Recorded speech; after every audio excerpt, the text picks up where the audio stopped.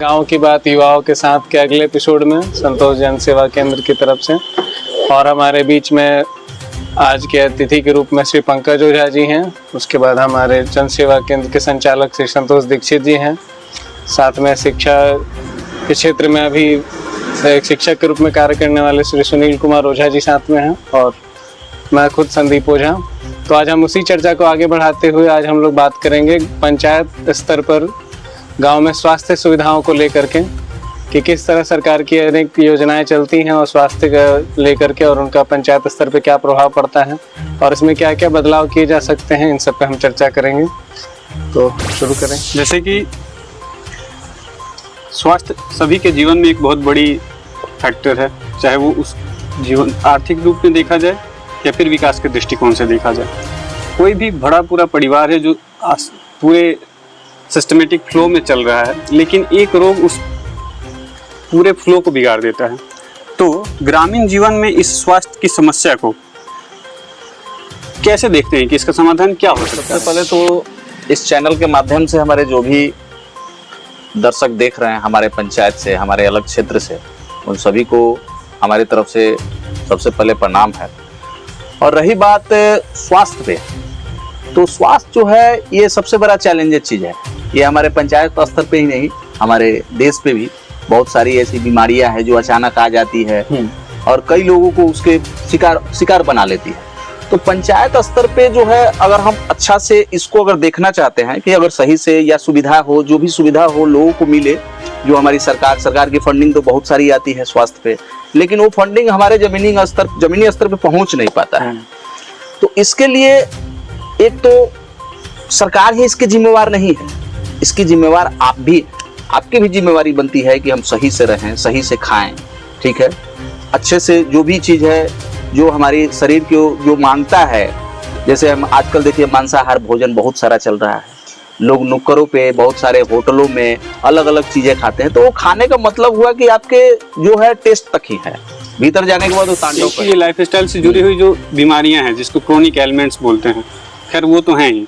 फिर भी जब एक बीमारी किसी को ग्रसित कर ले रहा है तो सरकार कई प्रकार की सुविधाएं दे रही है, कई योजनाएं चला रही हैं। इन योजनाओं के होने के बावजूद जब बीमारी के चपेट में कोई परिवार आ रहा है तो उसका लाभ लेने के बजाय उनको कर्ज लेकर के ठीक है उनका इलाज कराना पड़ रहा है। तो इन योजनाओं का कैसे लाभ मिल सकता है? लाभ लेने के लिए हम तो बोले सबसे पहले कि सरकार का जो भी फंड है वो तो आ रहा है, ठीक है, हमारे जमीनी स्तर पे भी आ रहा है, लेकिन लोगों को सही से मिल नहीं रहा है। बिल्कुल, है ना, ये समस्या है। हाँ, ये समस्या बहुत बड़ा समस्या है।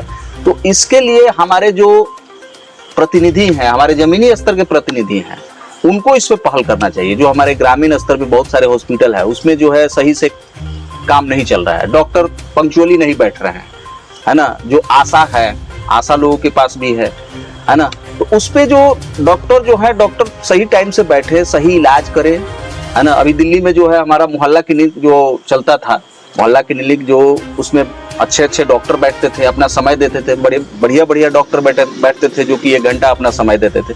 तो यहाँ भी हम देखना चाहते हैं हमारे पंचायत में या हमारे जो भी हमारे क्षेत्र में इन चीज़ों का भी डेवलपमेंट होना चाहिए, ताकि जो कमजोर वर्ग के लोग हैं, जो अच्छे डॉक्टरों से कंसल्ट नहीं कर सकते हैं, तो उनके लिए ये चीज़ यहाँ होना चाहिए कि उनका सही से इलाज हो सके। तो ये हमारे जो सरकारी पदाधिकारी हैं, हमारे जो जनता के प्रतिनिधित्व करने वाले हैं, उनको ये अहम रोल लेना चाहिए कि यहाँ पे ये सुविधा। कई प्रकार की ऐसे भी सुविधाएं हैं जिनका लाभ लेने के लिए बीच में कमीशन खोरी का, तो उससे आप कैसे डील करने का? कमीशन खोरी तो जनता को भी जागरूक होना पड़ेगा।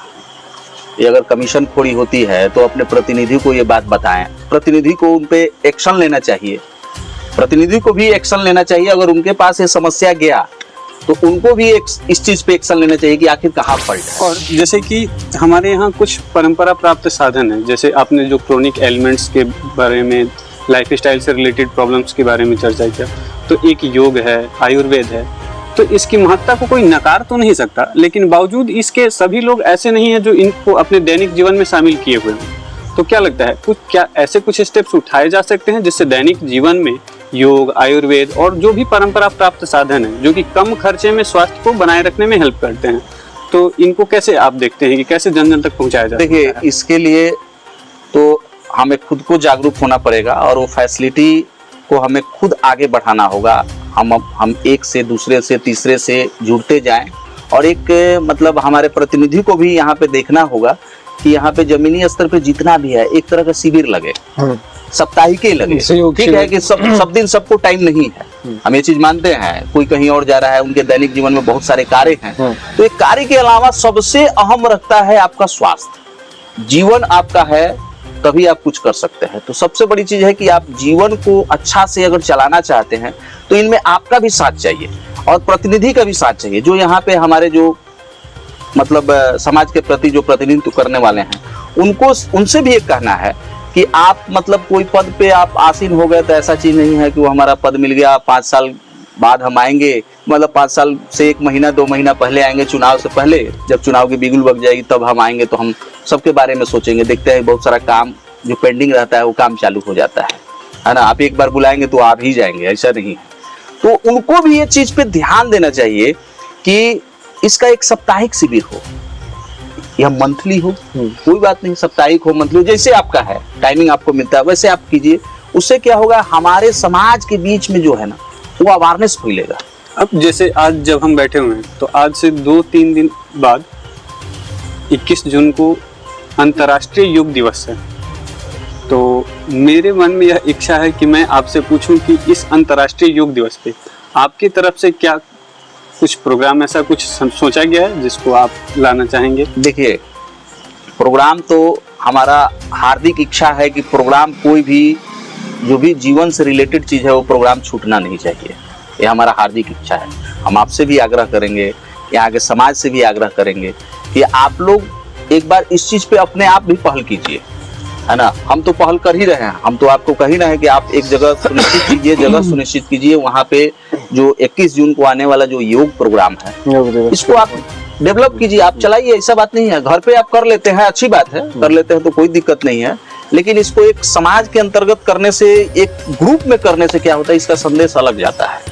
संदेश अलग जाएगा तो लोगों में ये होगा कि चलो जी एक अच्छा चीज है, उसमें वो अपना मतलब जो भी समय होगा वो देगा और एक अच्छा चीज हमारे समाज के प्रति ये संदेश जाएगा कि एक हमारे समाज के लिए बहुत अच्छा काम हो रहा है और इससे काफी लोगों को लाभ भी मिलेगा। तो 21 जून को जो है हम कहेंगे कि जो योग है, योग हमारे जीवन के लिए बहुत अच्छा चीज है और इसको हम एक जगह अगर सुनिश्चित कर लें और सुनिश्चित करके उस पे वहाँ पे अगर योग का ये कार्यक्रम हो, सुबह ज्यादा नहीं, आधा घंटा से ज्यादा नहीं है, ऐसे हमारे 4-5 जो है जो योग है वो अगर कर लेते हैं तो हमारे जीवन के लिए बहुत अच्छा चीज है और इसको दिनचर्या में अगर उतार लेते हैं तो और भी अच्छा चीज है।